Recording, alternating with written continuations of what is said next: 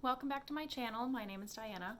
Today's video I wanted to talk about photography when I travel, what I've used in the past, what I use now, what I've learned throughout the last several years of traveling and photographing the things that I do when I travel. So first off, I wanted to start with what I've used in the past and kind of work my way towards present day. So my first camera I don't have anymore. It was just a standard point and shoot. I think I've been through a few of those from the last 10 to 15 years or so, but I didn't keep any of them because they stop working after a while, or you lose batteries or things like that. So the oldest camera that I do have is about 10 years old, and it's this monster Canon. It's the Rebel XSI. I think I bought this in 2009, and it does have a Tamron 18 to 270 millimeter lens on it. I did travel with this maybe twice and then realized that it was just so cumbersome. This weighs about 7 pounds or so with the body and the lens attached to it, and the travel bag that I got for it itself is like a small purse.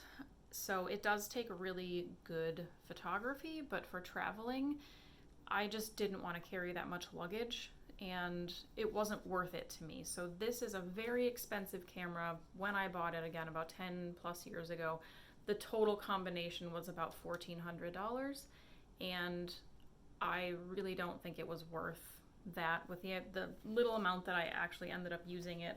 I did use it for a lot of landscape photography and close-up flower photography, things like that, more the micro things.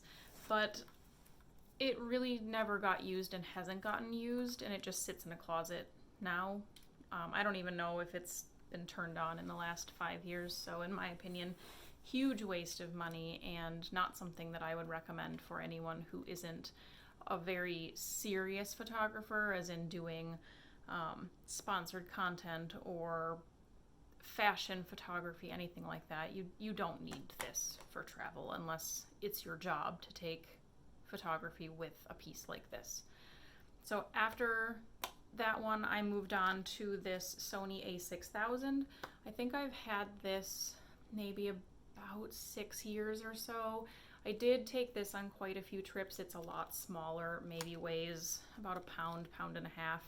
And this one has the 16 to 50 lens on it, so it's much smaller. Can't take those micro close-up shots that I find interesting to take, but it does take just very good general photography.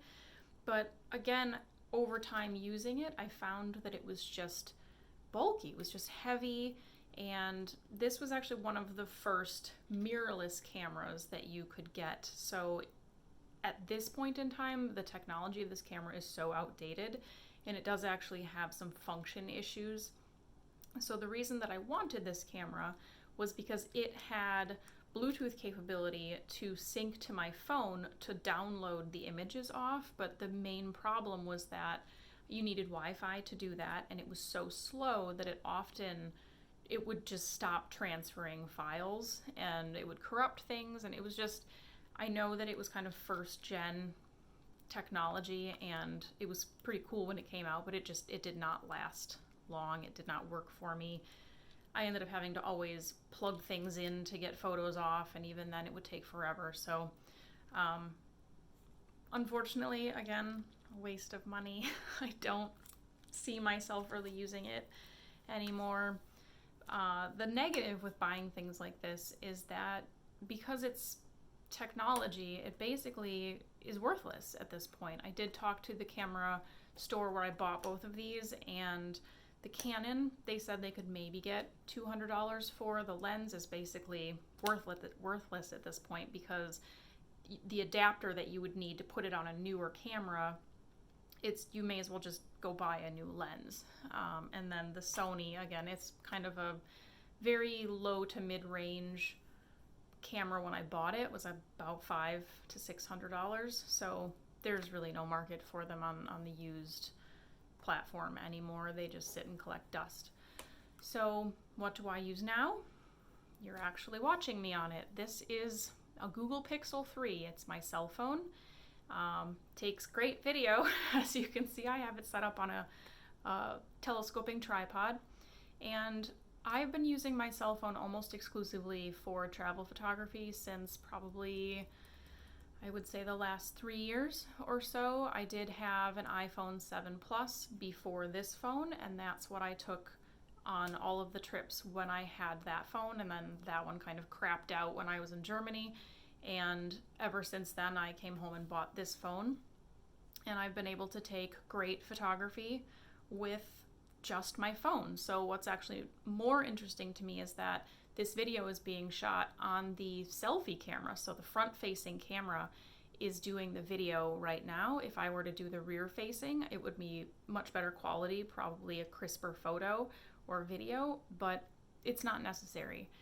And what I've really learned over the past 10 years, especially with relating to travel, is that less is really more for me in the way that I travel. So having to pack something like this means that I basically can't take a pair of pants or 2 shirts or a pair of shoes. This takes up so much real estate in my bag that it's not worth it anymore. And it's also single use. I can take photos with this. This is so old it doesn't even really do video very well. So the other thing that I really prefer over using a cell phone, as I mentioned, it's a Google Pixel 3. We have Google Fi as our cell phone service, which actually has global service. We don't pay any extra for that. I believe calls might be a little bit extra, but data, we have the same data charges as we normally do. And what's perfect about this is that I can take photos, edit them, and upload them on the fly. So I can take some photos somewhere, and while we're waiting in line or while we're sitting on a train, I can, if I want to, quickly edit those photos and post them to my Instagram or wherever. And it just makes it a lot more real time.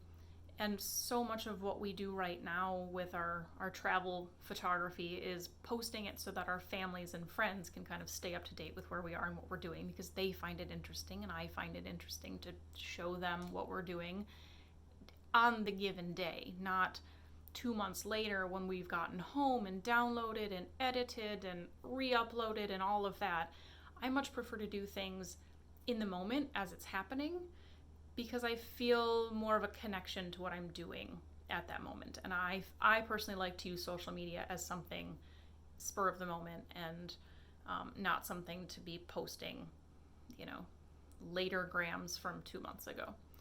I do have Lightroom installed on my phone. I haven't really played around with it too much because unfortunately since I've installed it, we haven't been on any trips. I think I installed it maybe the end of 2019, and I did use it for a few photos when we were in Mexico. But for the most part, what's great about cell phones these days is that they've replaced a point and shoot camera, but they can also help you to get a good shot off the bat. So they can do kind of light editing on their own. So you can put a grid in, so you can make sure that your shot is a bit more aesthetically pleasing in terms of composure.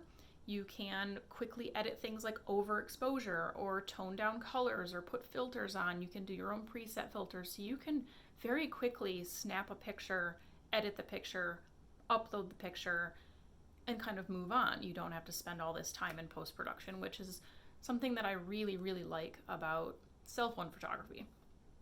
The other aspect of it is that my phone is a multi-purpose tool.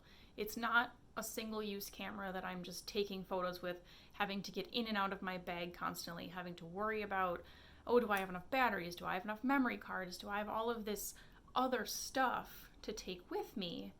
And instead, the thing that I use to figure out when the next train is coming, where the maps are, where my lunch is going to be, your cell phone is just, it's there and it does everything that you need, including being a really good camera. So this model of camera, or phone rather, is actually not in production anymore. So I think they've moved on to the Pixel 5, if I believe that's correct. So instead of buying an additional piece of technology, lugging it along with you, you can just upgrade your phone as necessary. And, this is the quality you're going to get in 2020 with just a cell phone camera. So we have kind of talked briefly, Marcus and I, about buying a vlogging camera. I don't honestly know if we will. The nice thing about a vlogging camera, so the Sony that I have does have this pop-out screen, and it was one of the first that had it, but it doesn't go up and over, so you can't be looking at yourself while you're filming, which is what the vlogging cameras have, and that would be kind of nice if we decide to really spend a lot more time vlogging on our travels versus just taking photography. So that's up in the air. We might or might not, or should one of us decide to upgrade our phone. I've had this one for about a year and a half to 2 years, I think, and maybe it's doing fine now, but maybe if I decide to upgrade it, that will be enough and I won't need to buy another camera. But when you really start to think about it, getting an expensive piece of technology to take with you to travel, if you're not someone that needs that, do you need to spend that money? What's the return on investment for that? I mean, for some people, it's just the fun, but when you really look at it, most of my travel photography is for me.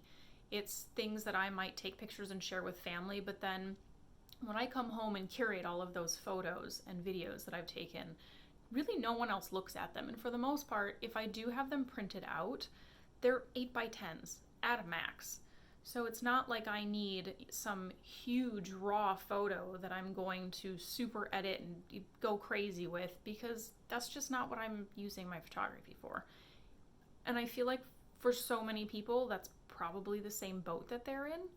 So why not just kill two birds with one stone, basically, and check out a camera on your phone instead of buying another piece of equipment.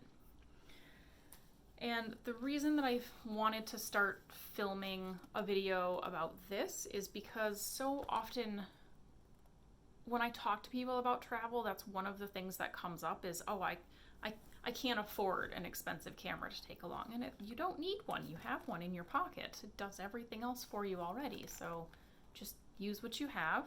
And if you figure out later on down the road that, this is something I'm really into and I want to spend that money, do it then. But you don't have to start with the super high quality camera with all the bells and whistles, especially if you don't know if you're actually going to use it. That's unfortunately what I did with my Canon, and I really regret it because I didn't get the use out of it that I should have, and I spent a lot of money on something that just didn't end up working out for me. So, long story short, filming on a phone. It is what it is, and I really enjoy the functionality of it. We'll see how that continues to go as technology just keeps improving with phones.